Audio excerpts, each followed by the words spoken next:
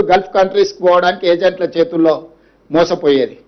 ఇప్పుడు ప్రభుత్వమే అన్ని వ్యవస్థలను ఏర్పాటు చేయాలనుకుంటుంది.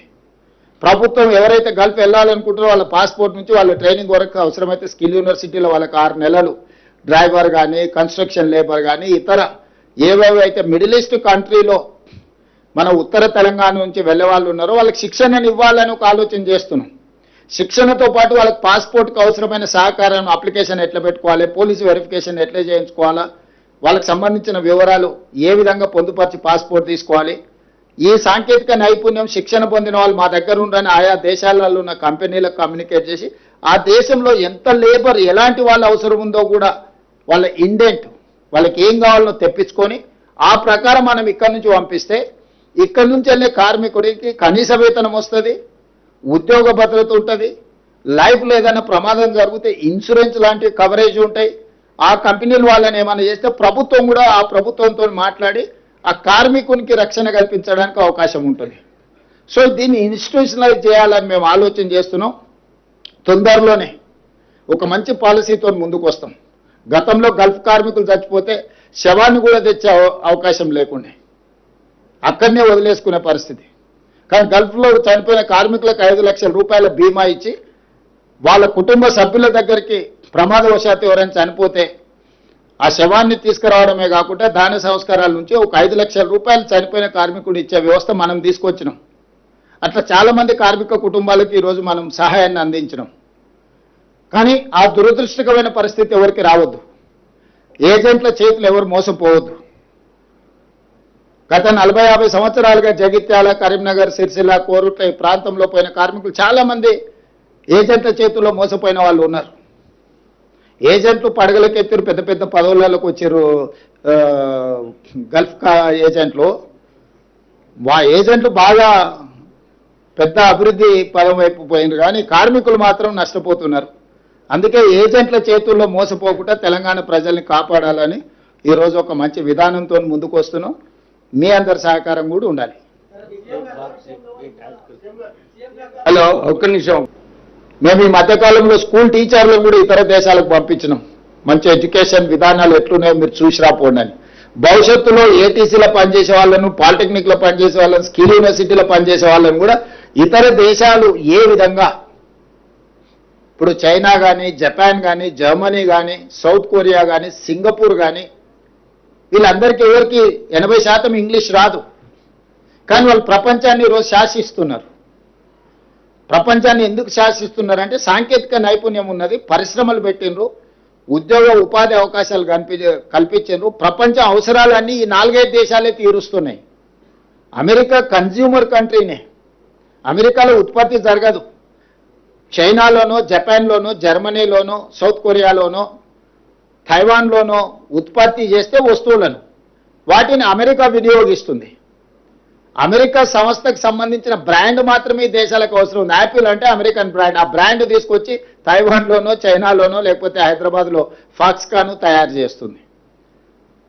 పెద్ద బ్రాండ్ అమెరికా దేశంలో ఉంది, కానీ ఉత్పత్తి అనేది ఈ దేశాలలో ఉంది. సో ఈ దేశాలకు ప్రత్యామ్నాయంగా మనం తెలంగాణను తీర్చిదిద్దుకోవాలనే మన ప్రయత్నం. మన యువత కూడా 2026లో ఓరియంటేషన్ షిఫ్ట్ అవ్వాల్సిన అవసరం ఉంది. 2000 సమయంలో మనకు కంప్యూటర్ నేర్చుకున్న, ఐటీ ఇంజనీరింగ్లో చదువుకున్న, కంప్యూటర్ సైన్స్ చదువుకున్న మనకు ఉద్యోగం వస్తుంది, అమెరికాకి వెళ్ళొచ్చు అని ఒక భద్రత కనిపించేది, ఒక ప్రోత్సాహకము కనిపించేది. 25 సంవత్సరాల తర్వాత ప్రపంచంలో పెనుమార్పులు వచ్చినాయి. ఆ పెనుమార్పులు ఏఐ తుఫాన్లో అమెరికాని కొట్టుకుపోయే పరిస్థితి వచ్చింది. కంపెనీలు యజమానులు లాభసాటిగా ఉన్న దేశ ఆర్థిక వ్యవస్థ అభివృద్ధి చెందుతుంది. కానీ ఆ దేశంలో ఉన్న ఉద్యోగ ఉపాధి అవకాశాలను నమ్ముకొని ఆ దేశానికి వెళ్ళిన లక్షలాది తెలంగాణ పిల్లలకు నిరుద్యోగ సమస్య ఈరోజు ఎదుర్కొనే పరిస్థితి ఉంది. అందుకే మన రాష్ట్రంలో ఉన్న యువకులకు నా సూచన, మీరు బ్లూ కాలర్ సాంకేతిక నైపుణ్యం స్కిల్ నేర్చుకోండి. 100% మీకు ఉద్యోగ భద్రత ఉన్నది, మీ జీవితం గొప్పగా ఉంటుంది. ఉపాధి అయినా మీరు ఎత్తుక్కోవచ్చు, ఉద్యోగమైనా మీకు దొరుకుతుంది. కాబట్టి మన ఓరియంటేషన్ని మార్చుకోవాల్సిన అవసరం ఉంది. దానికి మీడియా సహకారం కూడా అవసరం ఉన్నది.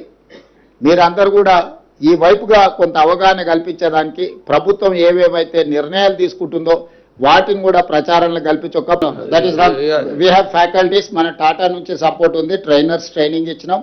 ఈ రోజు మీరు ఏ ఏటీసీకి వెళ్ళినా మీకు ఫ్యాకల్టీస్ ప్రాబ్లమే లేదు. పాత ఉన్న వాళ్ళకి ట్రైనింగ్ ఇవ్వడమే కాకుండా ఎక్కడెక్కడైతే గ్యాప్లు ఉన్నాయో టాటా ఇన్స్టిట్యూటే మనకి ఫ్యాకల్టీస్ని నెక్స్ట్ 10 years వాళ్ళే సపోర్ట్ చేస్తున్నారు. మీ అందరి మిత్రులు కూడా మీరు చాలా దూరం వెళ్ళాల్సిన పని లేదు. మల్లెపల్లిలో 4 ఏటీసీలను అప్గ్రేడ్ చేసినాం. ఈరోజు మన ఇందిరమ్మ ఇండ్లకు ఒక శిలాఫలకం తయారు చేసినాం, ఇందిరమ్మ బొమ్మతో పాటు ఈరోజు ఆర్డర్ చేసినాం. మీరు ఒక్కసారి అందరు అకాడమిక్ ఇంట్రెస్ట్లో మీ అందరు కూడా ఏటీసీ అంటే ఏదో పాత పురాతన కాలంలో ఐటీఐలు తీసి డీజిల్ మెకానిక్ అంబాసిడర్ కార్ల రిపేర్లు చేసేది, రంగులు గ్రీస్ పూసుకొని చూసిన కార్మికులను అట్లా అనుకుంటారు. ఇప్పుడు అంబాసిడర్ కార్ రిపేర్ చేద్దామని ఎక్కడ లేదు, ఫామ్ హౌస్లలో ఏమన్నా ఉన్నా అది అందుబాటులో లేదు. సో అందుకోసమని ఇప్పుడు మొత్తం పాత కరికులంని మొత్తం రద్దు చేసి ఈ రోజు ఏది అవసరం ఉందో వాటి ప్రకారం చేసినా మీరు ఒక్కసారి అకాడమిక్ ఇంట్రెస్ట్ ఉండే మీడియా మిత్రులందరికీ కూడా, ఎందుకంటే మీరు గ్రామాలలో యువకులకు చెప్పడానికి కూడా పనికొస్తుంది. మల్లెపల్లిలో 4 ఐటీఐలను ఏటీసీల కింద కన్వర్ట్ చేసినాం. పని జరుగుతుంది, పిల్లలు చేరిండ్రు. మీరు ఒక్కసారి వెళ్ళి చూడండి. చూస్తే అక్కడ ఎంత అడ్వాన్స్ టెక్నాలజీ టాటా వాళ్ళు ఎంత గొప్పగా వాటిని నిర్వహిస్తుండ్రో మీరు చూడగలుగుతారు. ఎప్పుడైనా మీరు మా మంత్రి గారికి కూడా రిక్వెస్ట్ చేస్తే జర్నలిస్టులు అందరినీ తీసుకొని పోయి అక్కడ మిమ్మల్ని అందరినీ ఒకసారి ఫీల్డ్ విజిట్ చేయండి. అంటే ఇప్పుడు నేను ఎక్స్ప్లెయిన్ చేస్తే 10% చేయగలను, మీరు అక్కడ చూస్తే 100% మీకు అర్థమవుద్ది.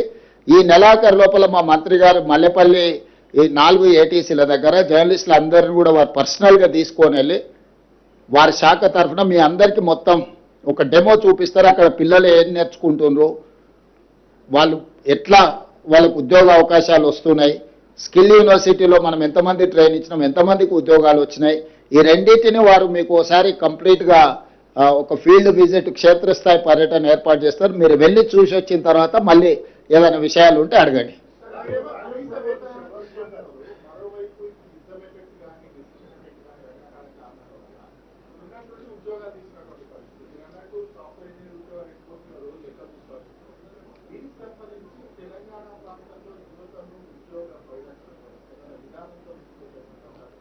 ఈ విధానమే అదే నేను చెప్పేది, అదే యుద్ధానికి లేకపోతే ద్రవ్యోల్బణానికి లేకపోతే పెట్రోలియం బేస్డ్ ఏవైతే ఉన్నాయో వాటికి సమస్య ఉంది, స్కిల్డ్ ఉన్న వాళ్ళకి సమస్య లేదు.